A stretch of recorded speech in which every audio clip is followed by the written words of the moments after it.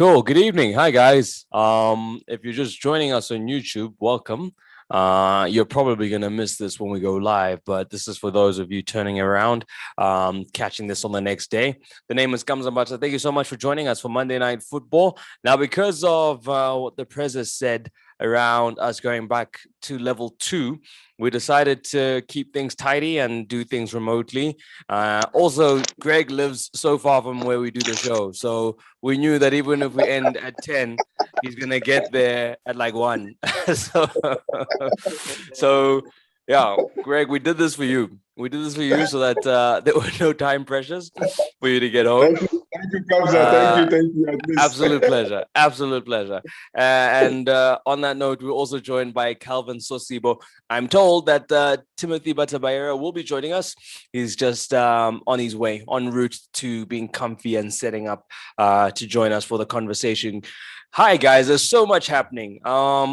And yeah, I just want to give you gents an opportunity to reflect on the last, let's say, a week, I guess. Things have changed since then. There've been league champions crowned. There've been coaches fired. There's been head of youth appointed. There's doubts as to who is the champions in the Glad Africa Championship. So many things to touch on. So yeah, good evening, Greg. Let's start with you. What do you make of it all?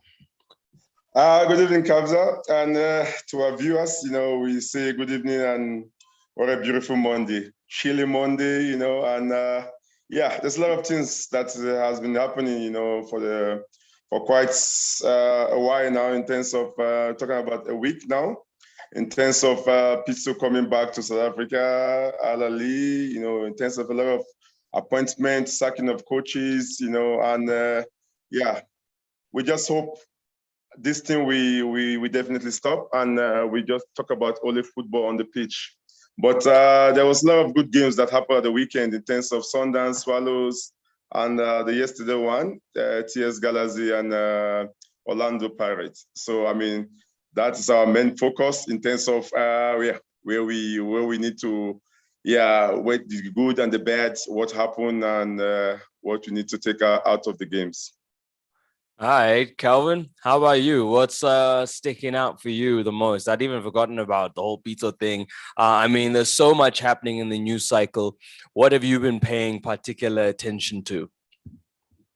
Yeah, good evening to the viewers, all those who are watching at home at their comfort. This new environment, we're getting used to it. Yeah, for me, what has been touching is to see the drama, the never-ending drama at the Glad Africa Championship, with everybody eager to know who's going to be the champion, because now I think it's going to be decided in the boardroom, which is the games is supposed to end between the 4 lines. And again, also interesting news to see other teams sacking coaches, and also one team is still dominating in the PSL.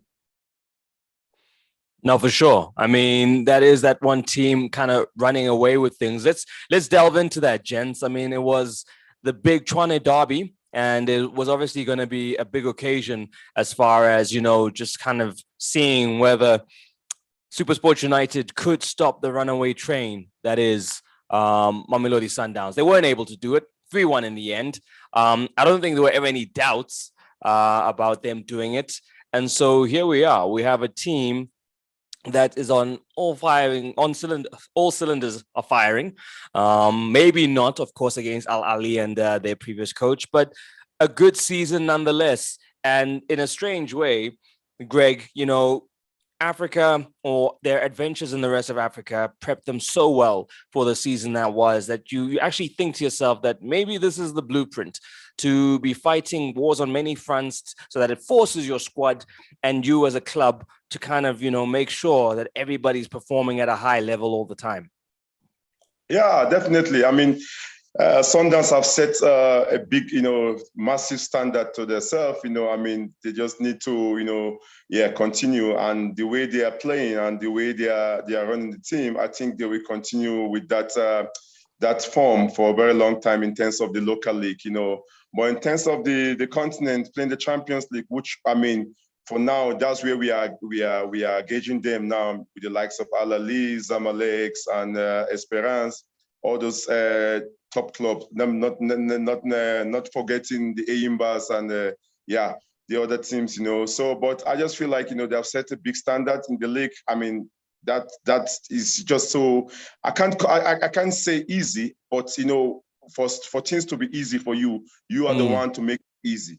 So they make it easy with the signing they did. They really did a lot of good signings in terms of they contribute a lot for where they are in the league and how they won the league. Going to the 20 derby, you thought okay, it's a local derby in terms of super sports. The big rivalry there, and you're thinking they're gonna slow them down, but I mean, it's just a one-way traffic. Nevertheless, you can consider the red card SuperSport got in the early minutes of the game. But they still come out tops in terms of getting the 3 goals in the first half. It could have been worse if not for the miss of the penalty too. And they were just at class. SuperSport. They were just different class in terms of how they play, and credit must be given to the coaches and the whole technical team, for their contribution.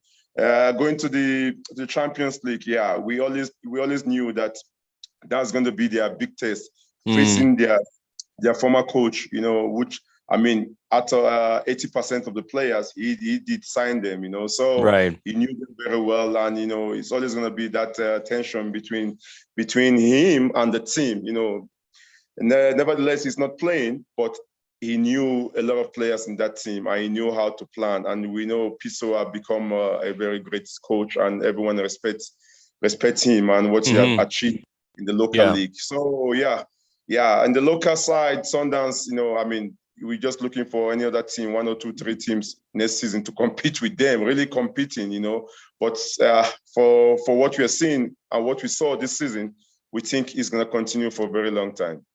No, for sure. Good evening to everybody who's joined us on the YouTube stream in the chat section. Kogetso and Rory Sang, it's good to be back. And Miranda, you're asking, can I be your guest presenter next time? Well, I don't think you'll have to wait all of next time. There's a number there, 065 874 8881. 065 874 8881. You can use that number to send us a WhatsApp message, at which point, we'll also send you a link to join in the conversation. It's the best way for us to moderate, and all the stuff that's been brought up in the chat. Don't worry, we're going to touch on all of that as we carry on with proceedings. Kelvin, your point on Sundowns, I mean, obviously that was an edge. Pitso knows those players inside out. They don't have that kind of granular detail as far as expertise do the 3 wise men about the other side, right? So obviously that would have been an advantage for Coach Pitso Mosimane. But at the same time, the way Sundowns have acquitted themselves throughout the season, you can't win all the trophies, but they're always in the mix. And I guess that's the most important thing. Yes, I think at this point, having your hands in too many pies gets you to one, which is what Sundowns has been doing for quite a long time now. They've set themselves up into being into most competitions and give themselves a good shot. So if they don't win one a year, I think they're setting a good precedent. They always pick up a trophy in a year. It's either going to be a cup or a league. A league, we know. They are only running their own race at this point because you look at the financial muscles on their side. Also, the players, the pool of players that are there makes it quite a bit unfair for other teams to really compete because the cream and the crops of those players are there. But now it has proven that Sundowns is looking at a bigger picture. So when you start early by planning your journey, this is where it will land you. So we can't really blame them for being well funded. And also, it's a result on their performances. That's how they phased out in the CAF Confederation. Yes, Pitso was the one actually who signed all of those players. He knows those players based on all characters and when to play them. That's why in one of the comments that he made, when those coaches started making substitute of the players that he assumed are going to hurt him, he was so happy to see that Morena went out and Kekana was not there. Why? Because he understands the magnitude that Kekana brings, and him being a senior, being able to control the midfield, because if you have a senior player on the critical position, you are going to be able to well manage the game in a sense. So Okay. yeah, also going into the SuperSport and Sundowns. Yeah, Sundowns was a bigger match for SuperSport, because if you look at it, Sundowns came into this game with 1 draw and then 4 wins. SuperSport only came into this game with they had 1 lose, 1 win, and 3 draws. So I'm definitely sure that Sundowns' momentum was quite high. They had their weapons still sharpened to get to the edge, and this was just one of those games where they are playing in a way to prepare and give other players a run for the next season and start seeing the squad depth and testing them. This is an opportunity where most players are going to be given a chance. You saw Riyad Peterson being given a chance, and some of the French players being on the field also. Well, there we go. So, I mean, they wrapped it up with 3 games to spare, did Mamelodi Sundowns. We've got the activity happening with the likes of Eric Tinkler coming back to Cape Town City. You've seen the moves the Chiefs are making. But also, you know that Orlando Pirates are probably going to go into the market as well. But how impressed are you guys at how well utilized the squad has been? People have always kind of blamed Sundowns for hoarding players. And I think this is the first time in a long time, Greg, where we're kind of seeing the squad utilization was a lot better. And you didn't have as many players kicking their heels on their side. If they were, it was because maybe of injury and other circumstances. But how impressed were you to see that Sundowns are almost kind of getting the knack of this, squad integration and utilizing all the bodies?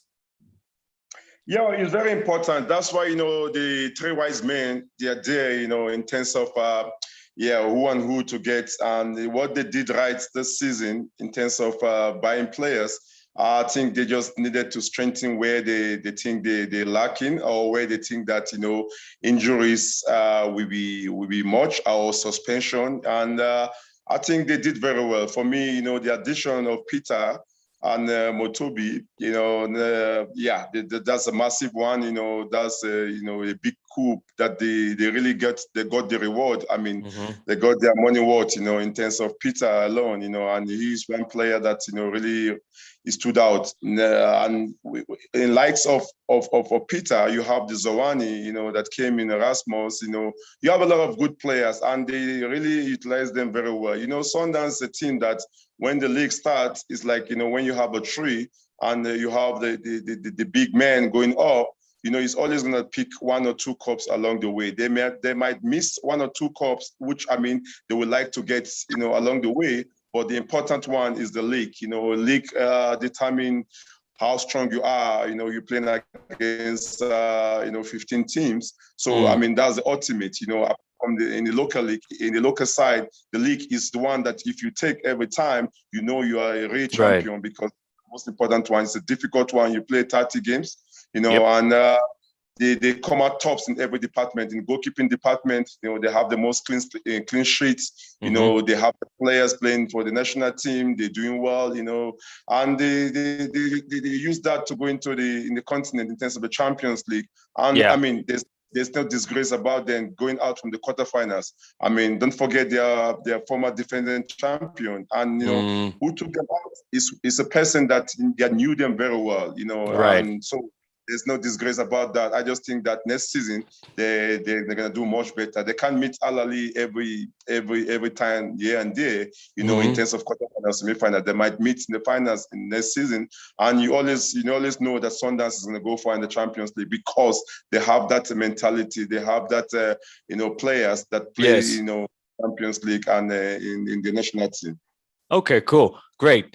We have Jimmy Mutloko joining us now via Zoom. He's joined the chat and not share with some weird, those people who join the chats and they bring like weird like porno stuff into the chat, and it's like weird and you don't know where they're from and whatnot. Jimmy, I'm sure is going to make a much better contribution. Good evening, welcome. What's on your mind, my brother? Jimmy Mutoko. Hello, Jimmy. Mr. Jimmy. How you say? They don't like a pastor wanger. Mr. Jimmy. How are you? Go ahead, say yes. Yeah, man. I want to talk about the our game on Sunday. Can I talk about that game? Yeah, go ahead. Yeah, man. I talked last week, man.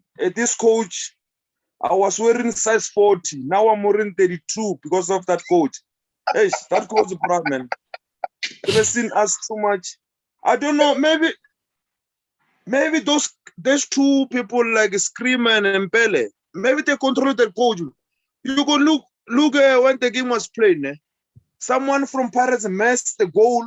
All of them that was jumping. I don't know. Those two they forget, man. This Pirates is for us, all the people for South Africa. We love the badge. But now they're destroying Pirates, man. Look, man.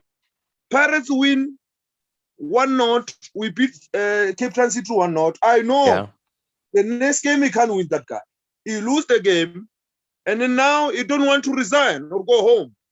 Because But Jimmy, Jimmy, on that point though, is it maybe the reason he hasn't left is because ASEAN? You know, sometimes you have to ask yourself, if it was really all of his doing, why hasn't he left?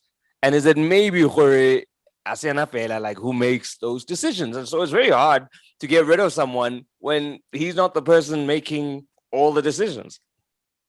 Yeah, but I understand. But if you are a coach, you know that you don't deliver. We know that we win M2. We for him. He makes something at Pirates. Now we are fighting. Number 1 is gone. We are trying to fight for number 2. Go to CAF next season. But if you can see, Pirates can't go to CAF next season because tomorrow on Wednesday, Baroka is going to beat Pirates. You know Baroka. They don't have expensive players, but they're going to beat Pirates. I don't know. Look, yesterday, all people, they're looking for one striker. Look, those guys, man, they're not serious, man. I tell you, those guys for Pirates, man, they like Twitter too much. I don't know. Maybe someone tell them, please. We know, man, bro. Those guys are famous. Yeah. And Gray one was Air Swallows. That guy was making good saves. Swallows was good, man. He was fighting for stuff. Now this boy they don't care because they get a lot of money. They do whatever they do. They didn't care about the supporters. I was wearing size 40. Now I'm wearing size 32 because of this old. Let me ask you, Jimmy. Let me ask you. As far as Africa is concerned, we know that position 2 is what you guys want. How do you feel about position 3 as far as the confederations? Or would you rather not have confederations and then just focus on the league? Or how do you want it? Do you want the big one, Fela? Or confederations is fine? Or just the big one? And then if nothing at all, then we just focus on the league? Yeah, for next year, they must just focus on the league because Confederation Cup, they go out now. Because if you want that cup, you are supposed to win our first leg when we play Rasaka Proplanga. It draws you 1-1. We go away. You can see they don't want that cup. They want the star. Now they can go to position 2. We had 46 points. If Ben win on Wednesday, we can't take number 2. This number 2 is going to be 3. That's why those guys next year they must fight for the league. Pirates, we are not here to go to fight for Nedbank. We want the big cup. The big cup For sure. is league, not MTN. Don't tell us about MTN for you win 3 games, you win the cup. No. We want marathon game. You want the tough one. You want the long road. You don't want the shortcuts. You want to show that you can go the distance. 3 games you win, you take the cup. Those guys they must start focusing. You can see now I'm not wearing the t-shirt because Mbele, when he talk on the social media, he talk supporters, he said he don't look at Chiefs. The supporters they strike. Yeah. Now the coach, us, we have a material. We buy a lot of players. They earn a lot of money, Pirates. But what they do, man, they don't do anything, man. Yes.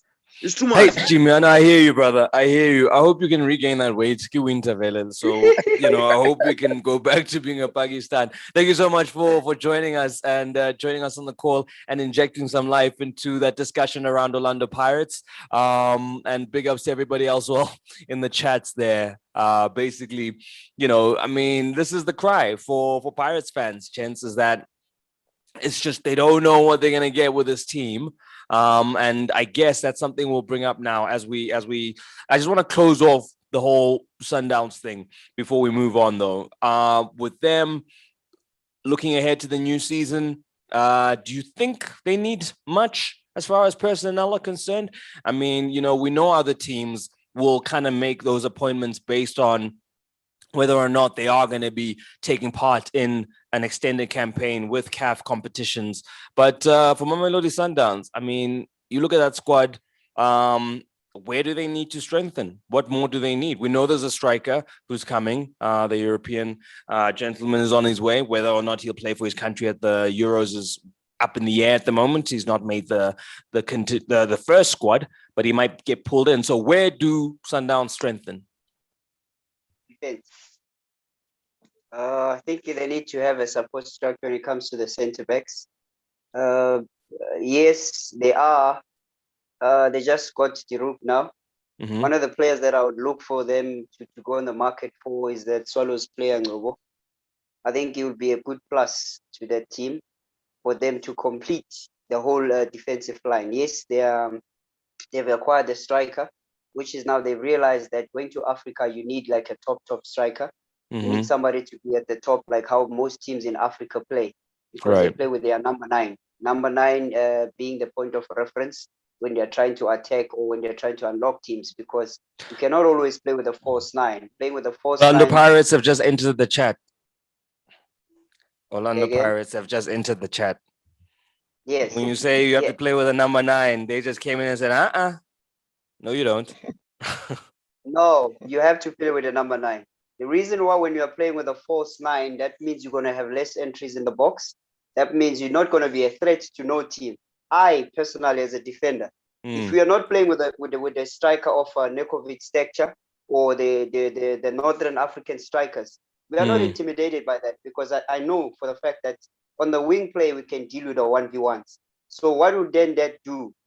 If a centre back is allowed more freedom, that means one centre back will push into the middle to add a numerical superiority. Even if you're playing with the 2 pivots or 2 holding 6, it adds that player. That's why you see the likes of Mabizela will always drive in the middle to add that numerical superiority. That means now you're going to have more power and lethal when you're going up front to attack a team. And it's easy to always unlock a team that sits back, because now you're playing on their half. So when someone says they are okay with playing with a false 9, maybe it's okay in our country, but we have seen the competition has proven to us that you really need to play with the number 9.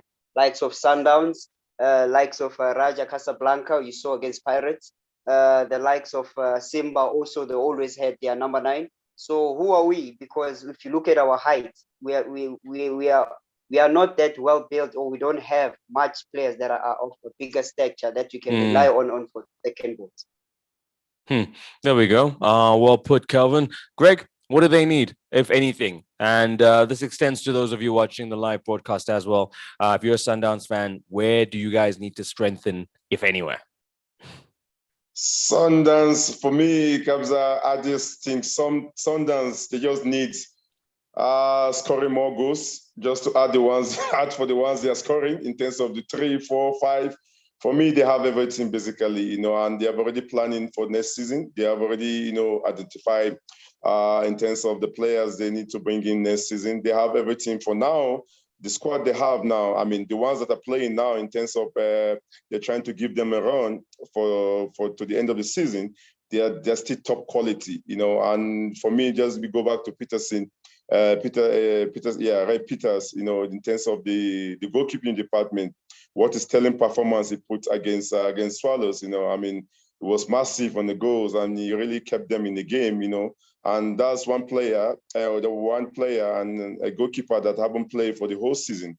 That was his first game. So that, really speak about the quality they have. There's a lot of good players at Sundowns, and there were opportunities during the season that one of them were used, and they really raised their hands up. In terms of Brian Oyango, came in and did very well. The rook there fit him as a gloves. The only problem I have in the first leg was them playing two left footers in the center back, and they did that in the second leg again, and they never won. And they, after some time they need to make changes, which is, for me, is too late. But nevertheless, they know what they're doing. But for me, they got everything covered.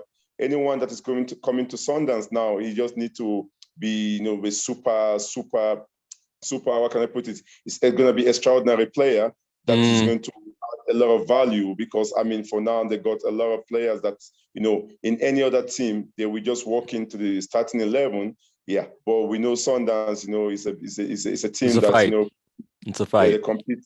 Yeah, not only in the local side, they go play in Africa in terms of the Champions League, and that's the big one they always want, And so their former president now be the CAF president, always what's going to happen, So I just feel like, a lot of strikers are there. They have every dimension. They have Afonso, they have Rasmus, they have Peter, and they can use first nine if they want to. But at the end let's not forget about Afonso. I don't know what the status on him is, but he seemed like a good idea at the time when they brought him in, because he was highly effective. And then COVID, and then injuries, and so clearly, I don't know. Maybe he's also part of that. The old guy, brought him in kind of thing. So he might be shifted to the side. But let's see. As far as comments are concerned, I've got here Cedric, who reckons that if Serginho leaves, a proper number 10 will be great. And that's about it. Proper number 10, guys, that could take Serginho's place from the local league. Here we go. You thought you were just going to have a little chitty chat. Here we go. Yeah. We need to know. I need you to rack your brain. I think there's a lot of personality that Sundowns taking number 10. One of them would be Zwane, who occupies it very well. More of a dynamic, creative player, plays between the line, half spaces. A great student of the game, understands the game fully well. So I don't think they need to go look outside. When Serginho goes, there's going to be like a void. No, there wouldn't be a void. There is already. If you look at it in hindsight, when you have Zwane and Serginho, that means you have your double 10, because those players are creative also. This is when now you offer more attacking personnel to Shaulile, the Erasmus. You still have your Kapingas.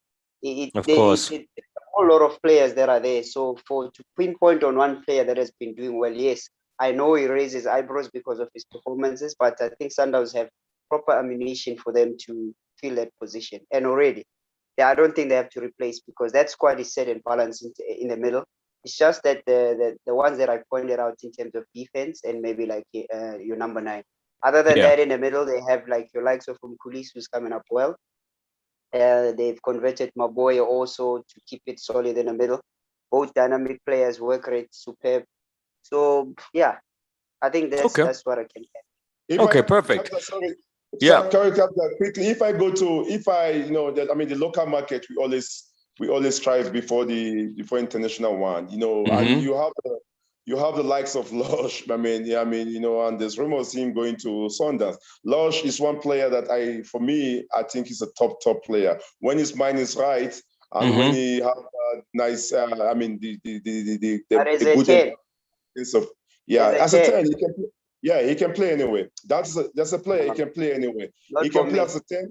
There's Mbule, the one for Super Sports. I think he can fit there too. He can go. He can play as a 10. So I think going international for a 10. I think locally we have. Quite strong 2 good candidates that can fit in there. Okay. Well, it does seem that they're well resourced. Let's talk about the big news then. Gavin Hunt getting the sack. It's one of the strange ones, because I don't think anyone could say they saw this coming. Usually the chairman, he's very pragmatic. He'll let a coach see through their term, and he'll support them till the end.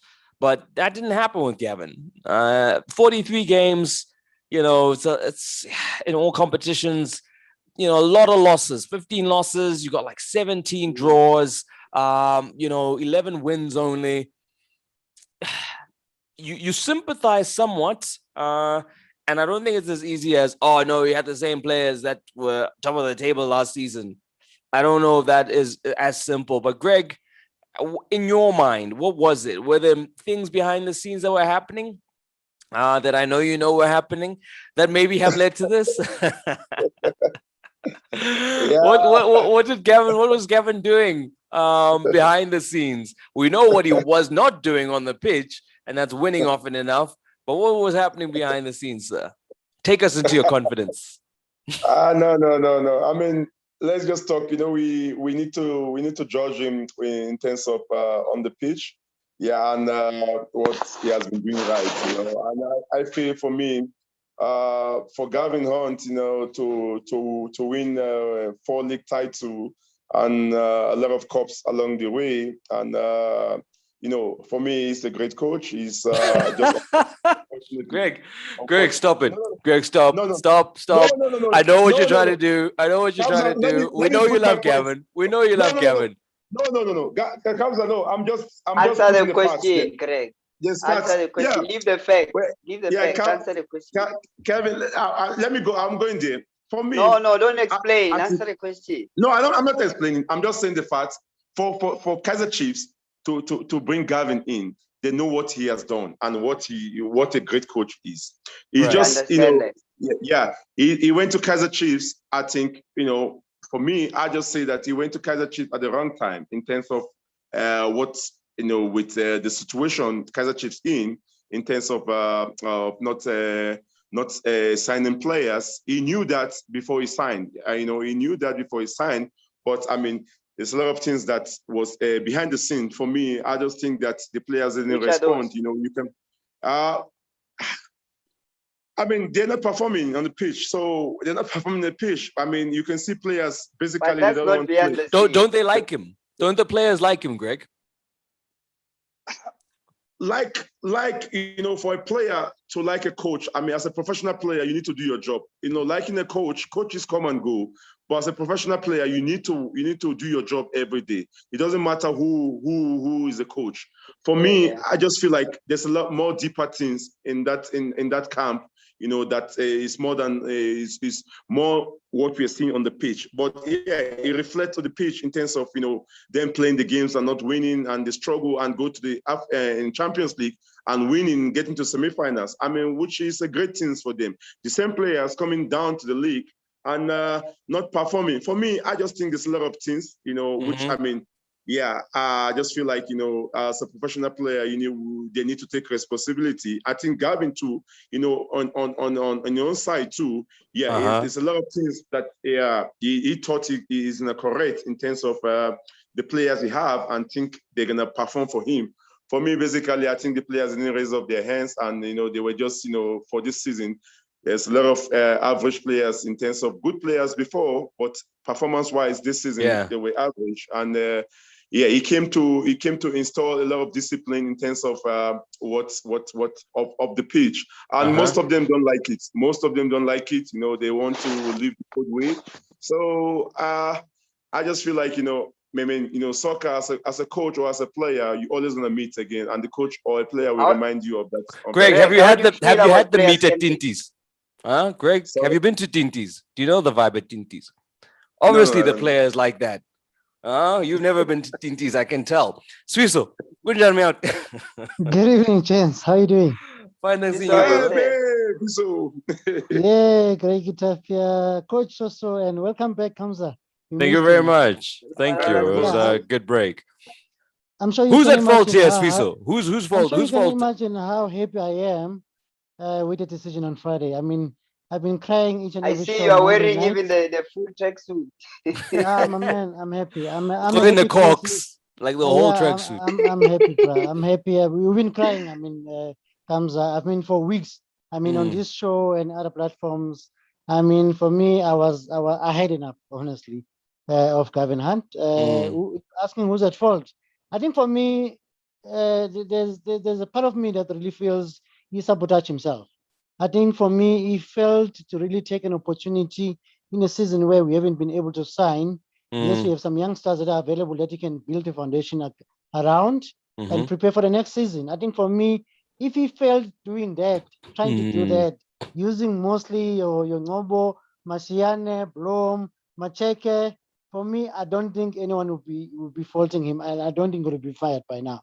But the fact that we've been each and every week be forced, I have nothing against Parker. He's one of my guys. I love him. But what? You know what?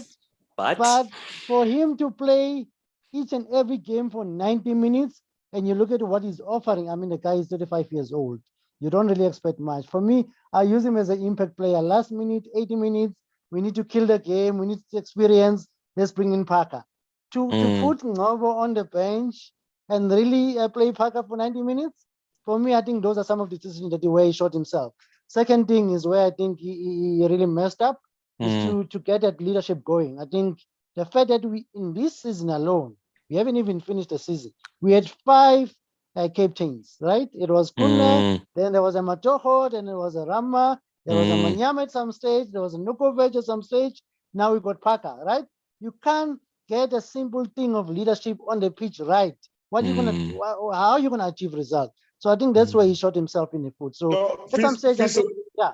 Fiso, Talk let to me me. come into that. You know, Yeah. sorry to to disrupt you there. Yeah, go for In it. terms of that captaincy, a lot of teams they do that because you know sometimes they have a group of players, the senior players, and say, okay, if this one is not on the pitch, this one take over. If this one is not on the pitch, this one take over. So they have like, okay, we just they call it like the senior players. So they can rotate the band, the captain band within themselves. It just fortunate in terms of Parker, he was always the one that plays most of the game, as you say, he was the one playing most of the game, and they feel like he was the older player. Apart from Kuni, he was the older player at Chiefs. So he is the one, rightly, getting the armband. It happened at Swallows. 100%. When at the Swallows, I was the oldest players there. There was Titu Lupa, there was Goodman Zubuku, there was Alfred Piri, then there was Guy McNabb. But I don't want to wear the armband. So I say, okay, no, Lifa, you can put it on. Sometimes they rotated Piri, sometimes with Gary McNabb, so it happened in different, a lot of teams like that. So, but, I just try to, just to let you know. No, It 100%. can happen, yeah. 100%. It's a Okay. fair point. But for me, look, I think if it's well coordinated and it's well planned, for me, I think it will work. And I have nothing against it. At Chiefs, you could see it was a trial and error. You give Nukovic an armband for one game and then he's gone, right? Manyama, he plays a bad game and then he's gone. Kune comes back. Why don't you give it then back to the guy who's a senior that you know, okay, if Kune is not there, yes, it's understandable, give it to someone else. But then when he comes back, give it to him, right? Same thing as Rama. Why not do that and say, okay, now you're back.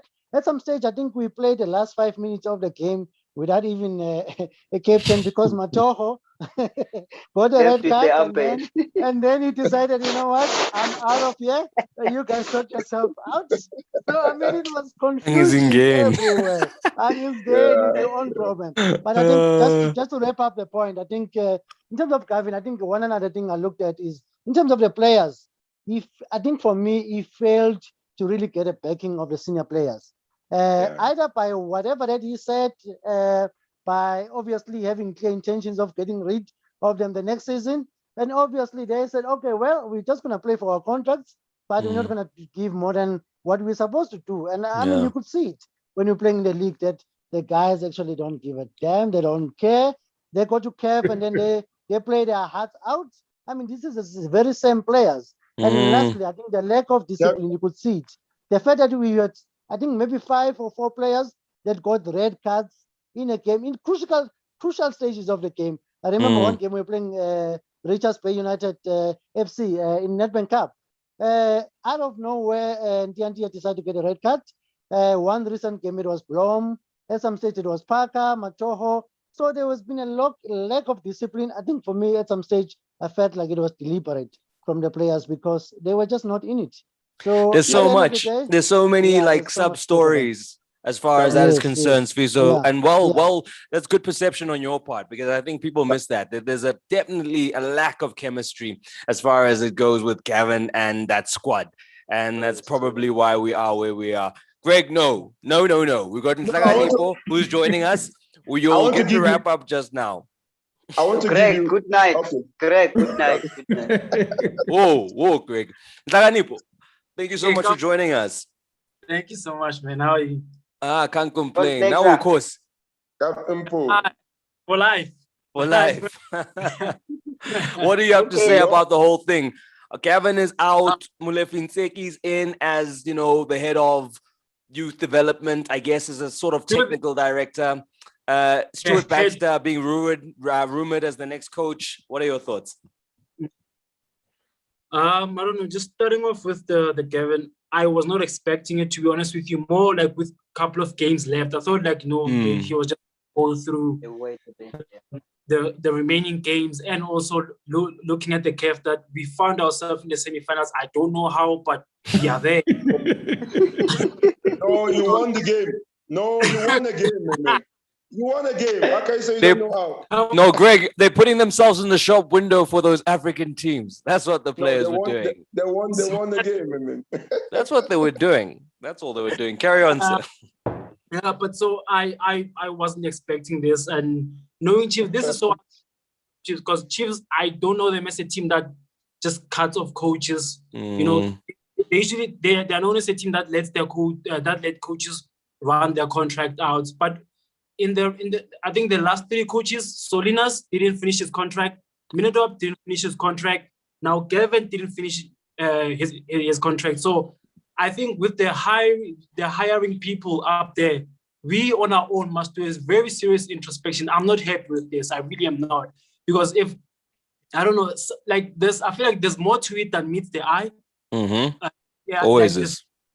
There's always is. But so now I'm really not happy. But I mean, with Molefi Ntsheki, I don't know what's going on with Molefi Ntsheki, but No one saw that one coming either. I mean, I know what's the plan behind it. So what, okay. What's the what plan, up- Kelvin? You can't say that. Yeah. You just keep quiet. The plan behind Molefi Ntsheki is because they understand youngsters. He has worked with youngsters at the national team, so they're trying to revive the development and get more players joining into the first team. So they want to go back to the old culture of promoting more players coming from a development structure, so then they can have a fair balance of having the youngsters to carry on from the philosophy. So if you have a coach that is down there, that's going to take up the team's philosophy all the way up. It makes it easy and less burden for players when they reach at the first team, know how to play. They shouldn't be in a way where now they have to reteach the culture and the values of the club. Like how when we were there, we knew what it meant to play for the first team.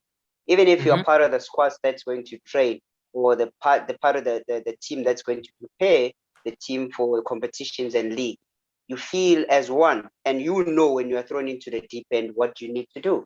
So it shouldn't be a one-match hit wonder. So Ntsheki is being put into that position to do that damage control that has been missing for a couple of years, where we're not having youngsters who are coming up. Like for instance, we only have two youngsters that are coming from development, Mashiane and Ngobo, and Blow. So that's like a fraction of what they're supposed to be producing. At least have 4-5.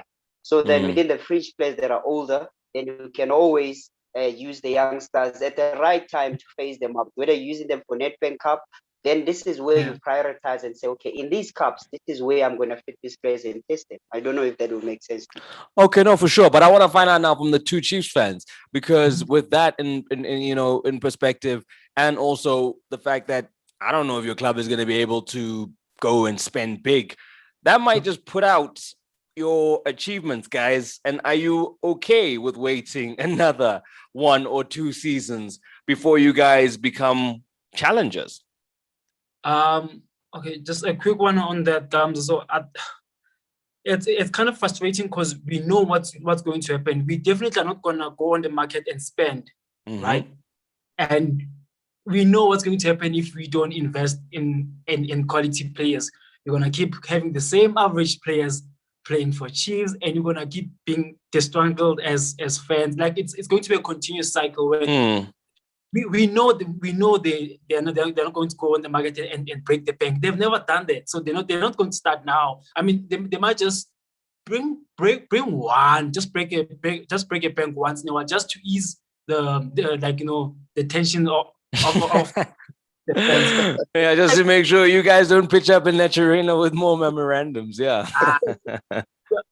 We always pitch up peacefully, but I think just in closing, I don't know. Chiefs, it doesn't look like they're the type of team that will have a 5-year plan. Well, if they do, then they're bad at executing. No, maybe this is the beginning of it, Jabona. But like I am saying, are you going to be able to wait 5 years to see the results? Are you that patient? Are you that well, patient? Well, no. To answer you, we are not patient, but at least we are not at a stadium, so they will have that. Because you know how they are when they're at the stadium. You know how Chiefs fans are when they're at the stadium. You know them, you've seen them. So no, you're going to be back at the stadium before that 5 years Kamza, is up. Let me tell you that. You are definitely going to be back at the stadium. Let me give you some credit. Mm-hmm. You can see you guys were not in the stadium. That's why you guys lost the beginning of the season. You guys were there, you were top. That was last season. After you guys left, you lost the league. And okay, let me just give you generally what was happening in terms of with Gavin's situation. There's a lot of things that happen that it's beyond anyone's imagination, but it happens there. Popcorn time. First of all, there's what they call it. There's a list he make that he discuss it with people which he thought that their technical team and in terms of some of the management, and they went and leak it out to the players because they are closer to them. Secondly, he stopped the camping. There's a camping scenario that Chiefs are used to, and he stopped it, and they were going a day to the game, and they travel, they don't camp again, and some of the people that are benefiting from those stuff, they're not happy. So there's a lot of things. Don't ask too many questions, but don't worry, we vet our guys. Greg is giving you good intel here. Carry on, Mr. Tafia. So yeah, and that's basically one. And the other one that was the final straw is after the game against Black Leopards, come on the meeting and saying that, why do you lose against Black Leopards? Black Leopards is a good team. Yeah, we didn't supposed to lose against them, not because they are bottom of the log, but yeah, if I get my own players, I'm gonna do much better. And you guys need to support me and back me up, and for me to do my things, because what I find here, they're not good enough for me to get where I want to go to. So yeah, they say no, you're not okay. I think it's time for you to go. We don't have that situation. That's basically nutshell of everything. Okay, Yeah, Sfiso, what are your thoughts on this? No, I think for me, I like the decisiveness of the decision to really get rid of Gavin Hunt. Okay. I mean, yes, he had a 4-year contract or 3 years, but I mean, if things are not working out, it's not working out. It's just a marriage that's not meant for each other. Gavin might have had his own ideas. He's a good coach. I still think he's a good coach. But yeah, sometimes in certain spaces you just don't fit. And I think Kaizer Chiefs is one of those spaces where, I mean, to prolong it until the end of the season, it was even going to be long. I know it's just 2 games before the end of the season, but I think we've seen enough. I was already up to here by halfway through the season. The fact that, I mean, the man will come and give us excuses at the end of the match. Instead of telling us what is the plan, how are you going to win the next match? And then it comes with, well, it is what it is. I mean, what is that? Give us some insight as to what you're seeing, how are you going to win the next game. Don't tell me about no signing players. Greg, wait. Just one moment, Greg. Wait. He cannot tell you what is going on in back behind the scene. He cannot tell you on TV. He cannot say that. There's some but I mean, at least give me the footballing reason. Give me the footballing reason. Why are the players not performing? Why are you not able to get the best out of players? Because I think as a coach, your job is to motivate players to believe that they can achieve much more than what they can. I mean, look at what Benny McCarthy did at Amazulu as an example, right? He didn't sign a Yeah. single player. Look at who's using. He's using Memela, Mlambo. He's using Major. Malenga, He's yeah, using. Major. Yeah. The other striker from Pirate, I forgot his name. But those are the players that were Mlenga, yeah. released by Mulunga. Mlenga. Mulenga. Yeah, Mulenga. They were released at Pirate because apparently they were not good enough. Look at, we Yeah. almost won the league with the same players. He's motivating the players. He's getting the best out of players. And I think this was where Gavin failed. He didn't even inspire me as a supporter to even listen to his interview because you're like, oh, it's just another depression. So for me, I think as tough as things were at Kaizer Chiefs in terms of the environment, but I Yeah. think he also failed himself by really looking at next season and forgot to play for this season and really finish at the respectable position. I think this is where he let himself down. No, you're right. I don't think the supporters were asking too much for him to hold fort and make sure things are steady through these choppy waters of not being able to bring players in. He's failed to do that, which I think you're right, is the bare minimum. And so before we go, Swiso, I want to know from you what you expect for the next coach, what kind of timelines you're giving him. And then, we'll end up with Nhlakanipho just finding out from you in terms of, what's left of the season and what do you expect with that, African adventure still on the go and something to play for. I mean, can Arthur Zwane and Dylan Shepherd, we're about to see if the players were drinking the coach. Are they going to be able to drum up and sum up something from them? So let's start with you, Fisto. How do you see the next coach coming in, and what kind of time are you as a supporters willing to give? Just on a quick one, I think others one. The next thing I expect from them is to put players back to their comfortable position. This thing of playing all the players out of position, I think it messed up everyone. So that's what I expect on a game on Wednesday. It's a tough game against Arrows, but I think we have a chance of winning that game because, I mean, it's a new start. It's a new start. Yeah. New coach, I hope the rumors are true that SB is the one coming through because if you look at his record, I mean, first season at Amakhosi, he won us two cups. I'm not saying I'm expecting the same now, but I think his credentials speaks for themselves. I mean, he went on to win another double 2 years later before he left, and then he went to Super Sport. He won 2 cups for them as well. So this is a man who knows how to win. A year or two for me, I think, with Stuart Baxter and also with the players that we are reportedly signing, I think we should be able to get a cup or 2. So it's not going to be long before we start seeing success from the man who knows how to win games. It may not be pretty in terms of the football, but we're going to win some games for sure. So So four trophies. I just need to let Swiso know that Swiso, it might not be that cup where you takes 3 games to win it because you guys might not be in that one next season. Yeah, but after and after, but the one after, the season after, you guys will be in the mix again. We hope. Numerically, numerically, that MTN 8-1 is not going to be a next season thing. But after that one, we'll do it again. Gents, thank you so much. Nhlakanipho, sorry, before we let you go, yes, your thoughts about this last game against, second last game against Arrows. Do you expect a bounce performance, like Swiso saying, out of the players? They might be like, breathing easy now that, headmaster Gavin is out the school. Well, I guess we'll see if Gavin was the problem or, to me, it's just telling, but just to sum up everything in a couple of seconds, if the rumors running are true that Stuart Baxter is the one coming to Naturana, and I don't know, so we'll just have to see. I think I can also give him a maximum of 2 years, but then again, he must also consider that we haven't won anything in like 4 or 5 seasons. So Chiefs fan now, he doesn't have the leeway of give me time to figure out. Unfortunately, he doesn't have that time. So I think that's why I also went for him, because so he knows Naturana. Because if it was a new coach, he would have requested for time. And unfortunately, 4 or 5 years not winning, the fans don't have that much patience. So we'll see Stuart Baxter. We know what he's going to bring. Our leading goal scorer will be a defender through set pieces. You know what's going to happen. But that's all for me for tonight. Thank you so much, Kamza. Thank you, gents. Thank you. Really appreciate your company Thank you very coming much. through.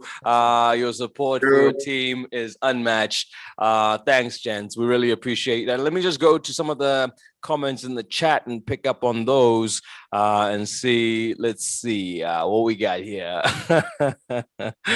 Greg, your love for Gavin is being yeah, dug into here. Let's see. I just want to get a juicy one. A tough at defending Gavin Hunt with everything, says Cedric. Tata says GH struggled to find starting 11 after so many games, criticized players publicly, played them out of position, doesn't want to embrace new trends of modern football, i.e. video analysis. Gavin was overly ambitious to think he could manage a big team such as KCFC. We don't argue that he's a good coach, but he wasn't a good fit, Greg. That's from Koketso. Yeah, and then I don't know how to. This is TOL34N says, Greg, you can depend on him as long as you want, but he's a failure. Clar. And then Marco says Chiefs must join the Illuminati to bring Coach Pizzo. Imagine. Imagine. That would be quite miraculous. I don't see that happening. But yeah, guys, it would seem that the Kaizer Chiefs fans are liking the idea of Stuart Baxter.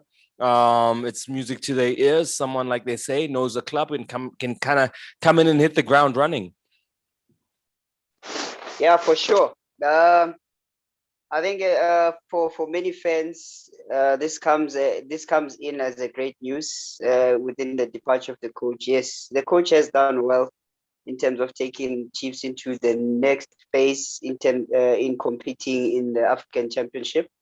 He needs to be credited for that. Yes, we don't want to go back and say fine players that were there and whatnot. Looking ahead to a coach that is rumored to come in, I think it's coaches that understand the structures of the team, and then he knows the type of player that he needs to assemble, and he knows how to steer and get the players into the right direction. He has done it before, which is what was one of the best things that coaches will always do, is how to manage players.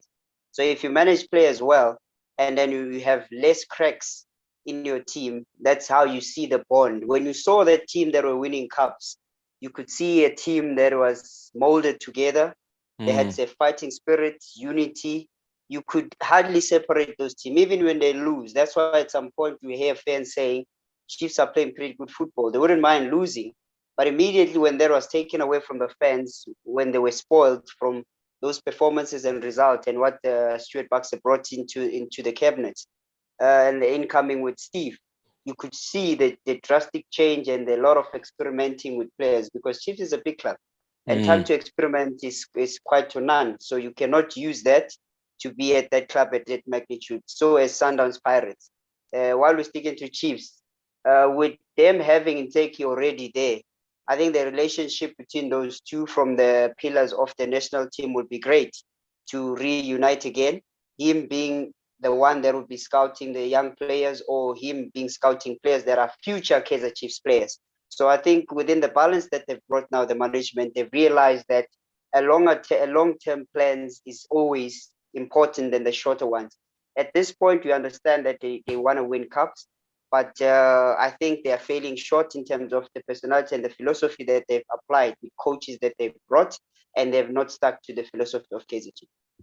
Okay, and then lastly, Greg, I know to you, he's going to always be Gavin. Always going to be Gavin.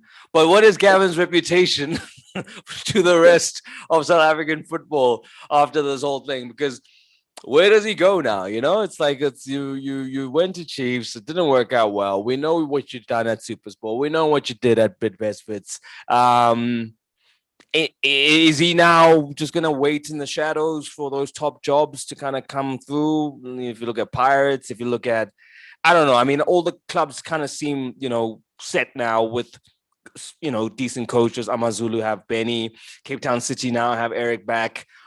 Where would be a good fit for Gavin? I mean, Pirates might be a bit, I don't know if that's even a possibility. I don't even know if Pirates fans want him. But would he be a good fit? It's ideal for him to go there. Reason being, half of the players that he coaches with are there. And one of the players that he wanted, one of the players that he wanted to go to Chiefs are a Pirates.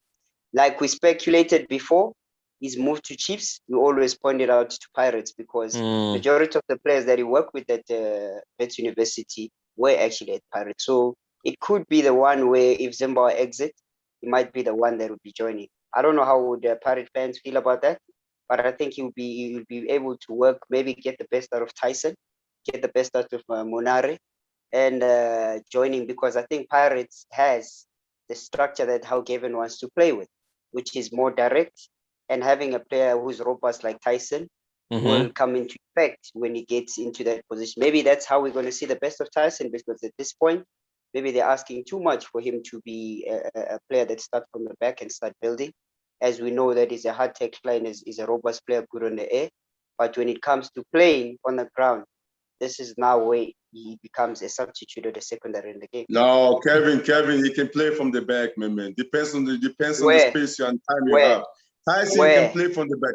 Play at the back where? Don't forget he's coming from Ajax. Don't forget to play for this is. But Ajax was playing right back. And Ajax was playing right back. What are you talking about? Right back is playing from the play. Normally, a goalkeeper, when you start when you are playing right back, you're already halfway on the field. When you're doing opening. No. Ajax starts from you are the playing back. at the center of the heart. The center of the heart, you cannot make mistake. Check the Ding. Okay, guys. Okay. Man, come on. I have to push you apart. Guys, we're joined by Ndu. Ndu is joining us because he's a Pirates fan. Ndu, would you take Gavin Hunt if he were to be available? And what is your thoughts on your current coach, JZ? I mean, is he a man you admire? Do you sympathize with JZ, or do you want to see the end of him? Good evening. Evening, gentlemen. Hola, Mabaka. Welcome, brother. How are you guys doing? Yeah, no, we can't complain. How are you doing after what happened at the weekend with TS Galaxy? It's become the norm, Gabza, so it doesn't hurt anymore. Hey? It's which part is the norm? The inconsistency, or just like the plumber is the norm. Oh wow. The plumber is the norm. The plumber is the norm, and this plumber, we saw it from the get-go, from the start. This is a proper, a true and true plumber. He is just there for eye candy for ladies that watch football. Other than that guy means nothing. What do you mean? That guy made one of the best starts to life at Pirates. Obviously, it's gone down since then. But I mean, really, a plumber? Isn't that a bit harsh? No, you don't see any tactical acumen. There is nothing, Gabza. That guy is a plumber through and through. That guy reminds me of when we used to be coached by Pipi Mutombo. So I stopped watching some Pirates when we had players like Olivolo Shukwibilu, all of those guys. I knew with the Pirates at that stage. That's not the identity of Orlando Pirates, and that's the sad part. With our teams from the south, we've lost a lot of our identity. You look at people like Ososibo and former Chiefs players, they all speak about the same thing. The Chiefs, when you used to watch it, you had Umuto Njengo Thabo Muki in the center, you had Atlas One in the side, you had Sticker Fredericks on the side, you had Patrick Mabedi at the back. The Pirates, when you would watch it, you had Edebet Dinya in the center, you had Benedict Vilagazi, you had wingers, people were flying. Yes, football improves, football goes further, goes in modern trends, etc. But we've lost our identity. There's something that I always discuss with a friend of mine, Uli Said. I always tell her, when you're watching Sundowns, whether they are losing 1-0, they are losing 2-0, they will play the same way because they know that the goal is going to come. They trust in themselves and they play in the correct manner. Tina is a troubleshooter. One day, Ufiko is the striker. Next day, Bafara, this guy is Uhoto is the striker. One day, Unyauza is the center back. Next day, Mabaso comes, I don't know from where. He's playing in the midfield. Then Undlov is being accommodated in the team. He's playing right back. He's playing CDM. You don't know what's happening with that guy. And I'm sorry, for me, you can be managed as much as you want to be managed. I'm sure Kelvin, no, Craig will tell you, sometimes as players and as a coach, maybe there are higher ups, elders of the team who will say X, Y, B, and Z must happen. But there's a certain stage where you say, with gents, this is not working. As the coach, no, gents, let's regroup, let's drop back, let's go forward, let's up. I've watched the Pirates recently, a lot with Ilendole, with the games that we've been playing. And you can see they are trying, as you guys were speaking now, they're trying to build from the back. They're no longer playing that route one football. But when they split, they are too wide apart, and there's no one here who gives security. And when they do that, the people that play in the center, they cannot cover and drop in with okay, sharp, Tyson, Happy Jelly, I'm coming to assist and help you guys. If you look at the Pirates, especially the game that we played against the Kaizer Chiefs, that goal that we scored, La Hoto, and most of our games, and most of the time that we do perform better, it's when Happy Jelly is in the team. We build, we wait, Happy hits it long on top of people. You look at the game against the Cape Town City, you look at the game against the Kaizer Chiefs, that's what we try to do against the Sundowns, but it didn't work. We are playing fearful football. That guy is a through and through plumber. That is a scathing assessment, but I didn't hear too many lies in there. You were on point. So I mean, what happens now? Well, let's say we replace him. People will talk about looking for, that identity, that style, and then I think about a coach in modern times, like with Dan Dance, someone who can get a team playing, that kind of entertaining football. But at the same time, our results one, and they don't always go hand in hand with the issue shine or that identity. So where's the trade-off?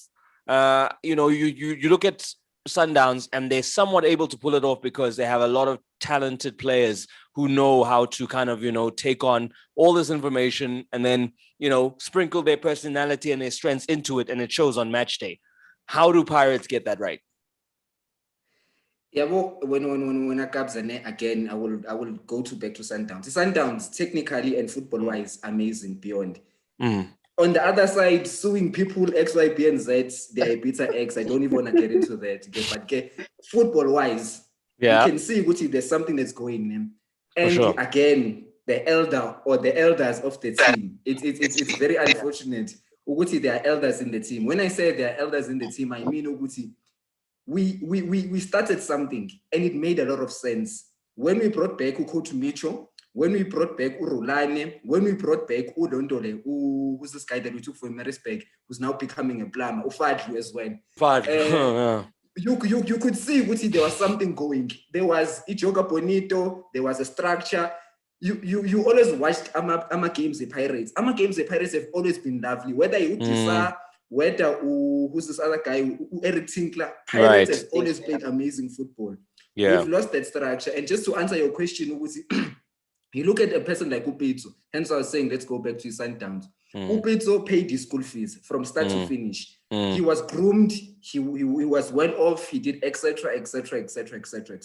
For me, Upitso is not a coach. He can coach, but he's a manager. He can identify and say, guys, that's what a manager does. Upitso to me is a CEO. That's what that person does. Okay, Mangoba, I can see when you're playing beautiful football. Rolani, I can see when you know football. You guys can run the session. You guys can do everything. I just need to see here and highlight there and everywhere. Yes, when Akabza, we cannot get it 110%. But for me, honestly speaking, I would take Gavin in a heartbeat with the correct people around him. Gavin, for me, when I look at him, he's not a person who needs a lot of things. He like Usa Alex once said, you could give me 10 cones and Usidan, I will make a plan. Gavin can make a plan. His football might not be pretty, might not be brilliant, but we need to sit down and say, okay, guys, for the next 5 years, where do you want to see Orlando Pirates going? And I felt that when we had Umicho and Urulani, they seemed to be as if the corner like a baton that was going to be given. Okay, Micho, you're going to take the team as the head coach, and then with time, Urulani will take over and take the team. Hence why they gave him a 3-year contract and didn't want to renew. That's what my thinkings are. Okay. No, it's interesting. No, we appreciate that. On that note, it's a good time to welcome Timothy Batabayer, who joins us for our session for our Zoom. Good evening, Timothy. What do you make of it all? Jay-Z being, at first I thought it was harsh, him being called a plumber, but, after Ndu kind of got into the nitty gritty, you could see why, he's not satisfied with the Germans' season. What do you make of the latest now with TS Galaxy being able to get all 3 points again? Same player scoring against Pirates. But I think, if anything, it's the harsh spotlight on the inconsistency this season of just chopping and changing, not knowing what your best team is. And, is it too many cooks spoiling the broth? Maybe. Good evening, everyone. Thanks for having me. It's very interesting when it comes to what's happening at Orlando Pirates. Normally, you can talk about the coach because he's the head, but then we shall get into the details of the composition of the team. We have had so many inconsistencies when it came to Orlando Pirates. We have seen the playing personnel also being changed over time. And for me, what is very interesting, always when I see changes in the back line, it always spells disaster, because that is the backbone of a team. You always have to have your goalkeeper and the back line very solid, and always you don't touch them unless when it's a forced change. But I've not seen that with the Pirates. When you come to the issue of Jay-Z, you could feel that he's tired of being the coach of Orlando Pirates. His body language says it all. He doesn't know how he can, get to build this team to try and compete beyond this season. I think he's waiting to be pushed, unlike him asking to leave. But I think his body language and how he's conducting his business, he looks like he's waiting to be pushed. Orlando Pirates has got a good squad, but what I know in football is when you have got players almost of the same age group, you can always have a challenge because none of them can uplift the other. You've got the likes of Jerry, who was almost pushed out of the team, and his work rate and professionalism forced all the powers that be to include him in the team. So you could feel that his experience was derailed to rub onto the young players. You've got the likes of Mahango. Mahango doesn't look like a happy player. He's a player who comes onto the pitch just frustrated to show that the coach, why do you put me on out of the team? So he plays to score, not because he wants to play, but because he wants to prove a point. So I believe once you're able to get the likes of Mahango to be happy on the field of play, you get the team playing. But I think it has been a mixed season for them. Yes, they are quite in a position to compete for CAF, but I think that's not where they should be. The sacking of Coach Gavin Hunt, I think, rings bell at Orlando Pirates at this moment in time. I think Jay-Z must be worried. There we go. Jay-Z will have some food for thought, but you're right. He doesn't seem like someone who is taking to this task.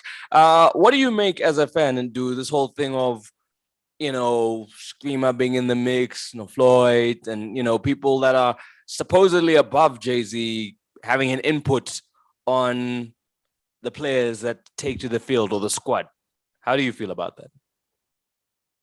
It shouldn't be happening. No, for me, Putkabza, welcome Timothy, an amazing defender that we need currently in the team right now. Could you still do a job, Tim? They need you. He's much better than Unyawuza, please. He's much better than Unyawuza currently. If you can get away of a good deal, 6 months, and then we see how it goes after that. I'm the agent, Lani. I'm the agent, don't do. Please. So Kabza, just to answer your question again, this thing of elders in the team, it's not foreign to Pirates, and it's not a unique sickness or disease to Pirates. We're watching recently Hansi Flick. He left the Bayern because of my elder statesman. Upito, to some degree, he also left the team because of my elder statesman. Baxter's coming back to Chiefs, but there was murmurs and rumors he left because of my elder statesman. Most of the teams in Polokwane, Greg can confess there's many elder statesmen in those teams in Polokwane. So to me, and I'm an elder statesman, it's and I think Ulo Timothy has touched on this before, it's very difficult for owners of South African teams to trust someone 110%. To me, Uvivi was not a bad coach. He just doesn't have good management. His skills were sucking like that. Oh, yeah, but that's why Ulo, who's this guy that just left Cape Town City? He's not a bad coach, but you couldn't give him the credit Oh, in yeah. the City because you knew his defense was just utter and shambolic. Your team cannot be going forward and not be able to come back. So for me, in the elder statesman, it's the way you manage elder statesman. Okay, and your results will speak for yourself. Rob Crowley went through the same thing. I don't want to be a regular, normal Orlando Pirates fan who's always going to TPT Rob Crowley, but Rob Crowley went through the same thing. And I'm an elder statesman. They know the identity of the team. I've been fortunate enough to see videos of Uskrimer playing football. I've been fortunate enough to see videos of Uskrimer, his old teams they used to coach. The man knows football. He can identify a player like Utembu Ngosi Lodge, who would have been very far in football if he started early, but because of X, Y, P, and Z, he cannot be there. Pirates has amazing players because of the elder statesman. If the coach has a bit more kahunas and can handle a statesman, and you are not a plumber, then maybe you can do a bit better. And hence why I say, for me, Kevin, because Kevin is a person with kahunas, because you can see that Kevin did not just leave because of his own results. I suspect they left because of players and things. And he was like, dude, this is my reputation, this is my ego, I'm a winner. You cannot give me such players. I must bring Ungezane on a right back. I must bring Agay as a center back. Those are not players. So again, to answer your question, if a coach has a bit more kahunas, they can handle a statesman. And if your results speak for yourself, you can handle an elder statesman. Tandu, thank you very much, my brother. Well ventilated there. Appreciate your contribution. So there we go. If it just takes someone with the big enough size 5 balls to come through and make sure that they get the team going again. Gavin Hunt's kind of in the mix, but I don't know. I kind of feel like when Ruud Krol had that good time, or and won what he did, some of the murmurs at the time were that he basically said, "Guys, can I please just do it my way? And if my way works, we'll see what happens." And then they let him do it his way. That's why he was able to walk away and say, cool, I did it on my terms. I did it my way, as Frank Sinatra would say. But he got it done. So how does that work, gents? As a coach, when do you let the sleight of hand come through? And when do you not? Because I don't know if Gavin can work under those circumstances. Even, with Kaizer Chiefs, you kind of get the sense that there's a lot of, people pulling the strings from above. So certain coach personalities, can they work in certain club makeups where there is a mysterious hand from above? Yeah, for me, Kabza, there's in every team in South Africa, not one team, you mentioned that, there's no hand from above in terms of interference, because no team want to go down, want to see itself not doing well. Most especially, the bigger teams, you always gonna expect that, but depends on the coach and depends on where you're coming from, how can I put it, what you have achieved as a coach, the people, a coach like Gavin Hunt, going to Chiefs and where he's coming from, in terms of the clubs that he has coached, they'll always allow him to do things his way. And he has achieved in terms of winning the leagues and cups along the way. But, Chiefs is a different institution because, it's not a club alone. It's a big institution in terms of what is happening there. In Africa, it's a massive. Everyone know about Kaizer Chiefs, Orlando Pirates. Everyone know about Orlando Pirates. Sundowns recently, because of the exploit in the CAF Champions League. Yeah, people come to know about them, a lot, So, but those two teams, Kaizer Chiefs and Orlando Pirates, you always gonna expect, one or two, just chipping there. Depends on what you have achieved and depends when you come and how do you stand your ground. Because when you come to a place, they always say you need to look around and see how things are done there, because a lot of things have their culture. And it doesn't mean that, you're not going to add your own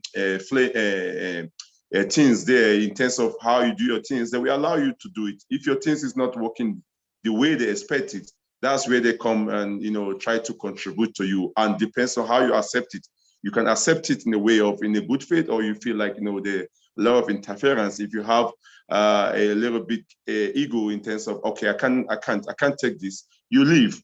And they can get another coach, and they can, you know, you get one person to coach the team. But if your way works from the beginning, no one will question your tactics or what you have done and what you're doing in the team in terms of the player selection and all those things, except the result is not coming.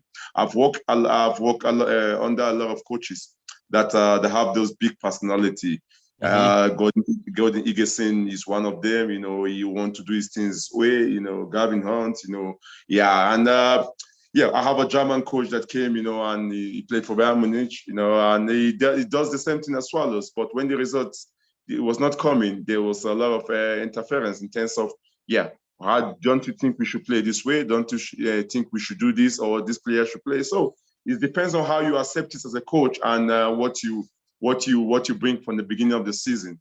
And I feel Gavin Hunt, wherever he is, wherever he want to go this season, basically he has 3 clubs that have already spoken to him. Yeah, and I feel like, you know, he just needs to choose where he needs to go, because I mean, he's a top coach, and a lot of Where clubs, do you think he's gonna go? I don't know. He needs to decide, but for now he got 3 offers that's on the table, and I think a lot of teams, they know what he can achieve. He can bring, you know. So, and they just feel like, you know, he is the wrong time for him to go to Kaizer Chiefs. So, but definitely beginning of the new season, you will see that man in a new team. That's interesting. We'll watch that very closely. Make a note, 31st of May. Greg Etafia called it. Tsepo joins us now to discuss Kaizer Chiefs. Good evening, Tsepo, and welcome to the conversation. What do you have to say about Amakos? Your mic is off from Tsepana. There we go. Let's see. Why can't we hear him? That's a bit strange. Mic on. Mic on, mic off. Did our mod maybe switch off his mic? No. He doesn't even have the little thing on the bottom. Tsepo, just sort that out. We'll bring you back when you're good and ready. But there we go. Timothy. Unlike him, Tsepan. Gavin, spoiled for choice. Next season, we have a Chiefs fan who was about to speak to us. We didn't get your thoughts on the whole Chiefs situation. Gavin been shoved, I guess. But the overwhelming feeling from everybody we've spoken to tonight and the guys on the panel is that this, you know, just did not look like a good fit. It looked uncomfortable. It looked like they didn't like each other. You know, if it was Gavin and Chiefs, it just didn't look healthy. And I guess in the end, you know, the blister got popped. I think the selection of Gavin Hard was informed by the fact that he's a winning coach.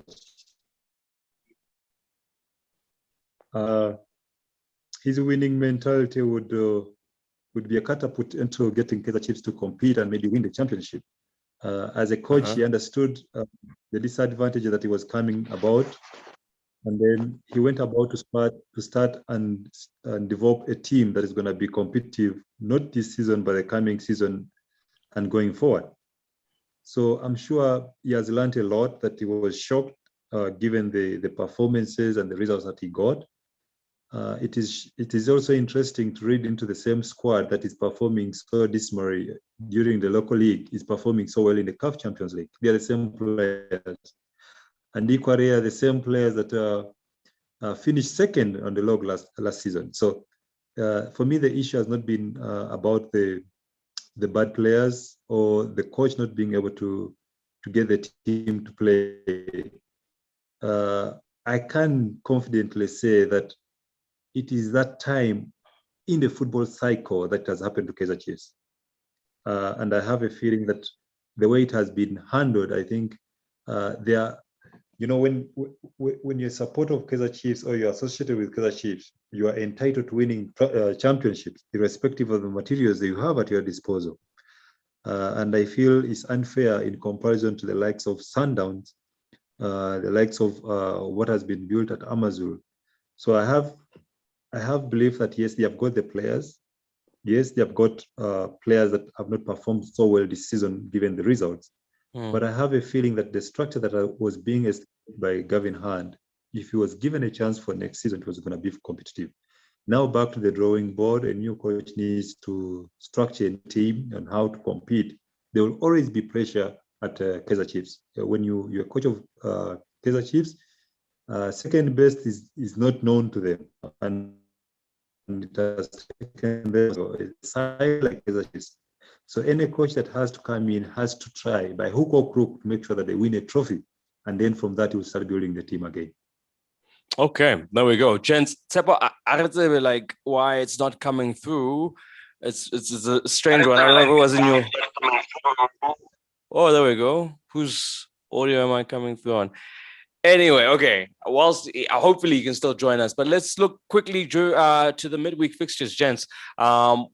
Penultimate round on the way. Cape Town City, Eric Tinkler will be in action against Black Leopards. You got Bloem Celtic hosting Sundowns. Pirates in action against Baroka. You've got Amazulu taking on Swallows, and Chiefs against Arrows. That's going to be a formative second last day of the season. Your pick of the bunch. Let's start with you, Calvin Sosibo. Greg Atafia, you're next. And then we'll come to you, Mr. Batabair. Calvin? What should we living? Which one are you going to be watching? They're all interesting. For me, I think it's that time of the season where you want to see beautiful football and see in terms of the transfer market how busy it will be. Because to some players, this is going to be coming to an end of their contracts. To some players, it's going to be them being on the window. All in all, for me, I'll definitely watch the matches at the bottom. I'll actually watch the matches at the bottom because they're the most interesting bunch to see the team that will be staying, see the team that will be staying and the team that will be going. Because otherwise, we already know who the champion is. Yep. Now we just need to figure out who's going to be on the playoffs. Obviously, we know that Black Leopard are hanging by the thread. And it doesn't look pretty for them. They close to closing the door and then gracing themselves to the enemy. Yeah, there we go. I mean, for Stellenbosch, Chakuma, if they hit that miracle 30-point mark, then they're in a good place. That goes for Maritzburg as well. And I guess, part of the reason the coach was sacked was because Chiefs are sitting uncomfortably on 30 points. Greg, your pick of the games as far as what's critical in the second last day of the season? For me, I mean, all the games are very important, in terms of where you want to finish and who is fighting for top 8 and who is fighting for relegation. But the pick of the game, I think, the Cape Town City versus Black Leopard and the cheaper one versus TTM. I think that cheaper one, TTM, is going to be a very, very massive game, for both sides, because TTM win, I mean, they jump that 30-point mark, and which is very important for them, and they leave cheaper in the playoff spot. And cheaper don't want to be in that position, because even when you go into the playoff, you're not certain that you're gonna come back from there. But the Cape Town City one is just interesting. After 2016, that Eric Tinkler was the coach of Cape Town City, and they came third in the league, if I'm not mistaken, and they won the Telkom along the way, and he did very well. You remember he was part of the furniture. The first time Cape Town City they moved to Cape Town from Mpumalanga. So he was one of the furniture there, and going back is very interesting. And he has already stamped his authority that there's not going to be laziness in the camp. He need to start well. He need to win. He need to win the next 2 games for him to build on the next season. So for me, that game is going to be very interesting. And with Black Leopard winning against Kaizer Chiefs, and they will be looking, to get something on the board again. If they can get 3 points now, depends on the result of TTM on cheaper. They're getting closer to the playoff spot, because that's the only place they can fight fight for now, to get to that playoff spot. So that 2 games, I think I'll be sitting by 5 o'clock, in terms of 4:30. I'll be with my coffee, waiting for those 2 games and the results that is coming on in that game. Okay, there we go. At least we know what you'll be doing. Mr. Batabayer, let's look at I mean, no one's talking about who doesn't want to finish 8th, guys, because obviously if you finish 8th, you must face Sundowns in the MTN 8 next season. So there's also that. Like, I don't know if you really want to finish 8th, but second last day, Tim. Obviously, the battle of the bottom is interesting. Do you see any other interesting flashpoints? Yes, no one is talking about Amazul versus Swallows. Yes. We have got Swallows with a record of their own. What is so peculiar and interesting is that they are in number 5 at this moment in time. And then we have got Amazul that is trying to play for pride and finish the season on a high to try and make sure that they cement their CAF Champions League position. So that's a massive encounter that is going to be there. But also, I'm interested to see exactly how the Chiefs players are going to react against Arrows, given the fact that they have sacked the coach. There is always that reaction that, you sit back and say, where are these players getting this game from? That's when we shall start to try and understand whether, the impact of the coach was so heavily landed on the players that they didn't feel free to express themselves, or it was that inability. So that game, Chiefs, Arrows, we shall be able to understand and know for sure which players Chiefs will be keeping. So people are playing for their livelihoods, it would seem. So there we go. Big occasion is Wednesday, middle of the week. And then just to touch on Eric Tinkler, going back to Cape Town City. What do you guys make of that? For me, I think John Comity is trying to revive the glory days that Tinkler has brought to the club. He has recently requested for Kobula to be reunited with him to work as a pair. And I think as coaches, it's always important to bring people that you're going to trust on your team. And then they know the relationship that they have between them and what got the team the results that they have. They have a trophy in the cabinet. And with John Comity wanting the team to go to the better levels in terms of challenging, because if you look at their positioning in the log, I think it's one of the things that they are not highly impressed about. So bringing Tinkler in maybe will bring back those glory days for them and start playing those attractive football, because when Tinkler was there, City always looked like a threat to big teams, and also they were not just walkovers. Now you have to consider the fact that the number of goals that they've been conceding, I think it's the first or the second worst defense on the PSL. Within that, with that being put into place, it puts Tinkler to have some signings that he needs to do in terms of defense, or we have to just remodel the team, because when he was there, it was different personalities from defense to attack. You had players like Abu Busquets, you had Womanyama and Majoro at that point. So now it's about him to have to rebuild again and come up with the new structures and try to find the team into a better position. Okay. Greg? Yeah, no, as I said earlier, I mean, as a defender, which Tinkler was one of the best defenders that came out from South Africa in terms of what he has done with the national team and when he went overseas to play, So I think the first priority for him is to sort out that worst defense in the league for this season, and that's the one big thing he needs to sort out. And starting with the game against Black Leopard, I think he will try to rectify that.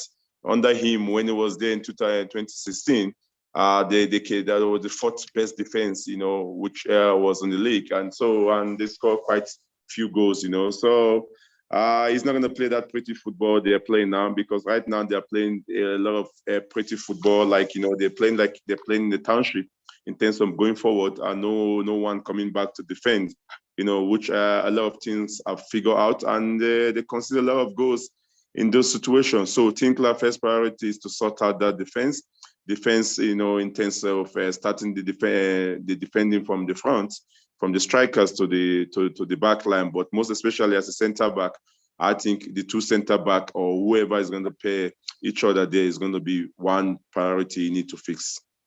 Okay, that's a good point, Tim. I mean, yeah, they have a terrible record, 36 goals conceded, only sort of matched by Chippa United and worse by Black Leopards, who have 43, and just goes to show how bad that kind of conceding rate is if it wasn't for the goals they have scored. So, obviously that's one thing to shore up, and you as a defender yourself, I'm sure you'll be happy, to see someone like Eric come into a situation. He's primed for that kind of correction, isn't he?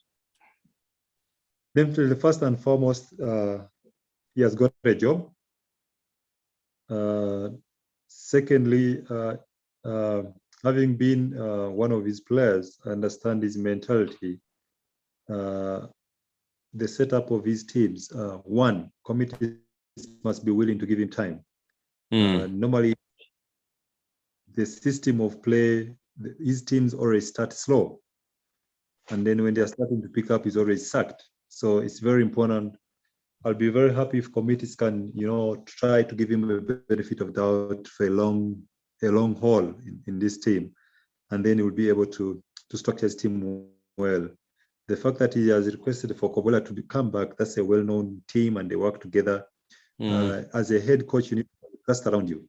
That can be able, if you are losing it, then you can have somebody you can trust to communicate the same and speak the same language like you. I think that's what worked for him with Roger Disa, then at Vets, and then at Pirates. And that's what is happening in the likes of what he has continued. If you look at also what is happening at Sundowns, it's the same crop of technical team that they trust each other. And once you trust each other, it's easier to get all these players into a free-flowing game of football. Naturally, players will always complain. It's always those players that are not playing actually is what is very crucial. So you always need that person who is going to reach out to those players who are not playing always week in, week out.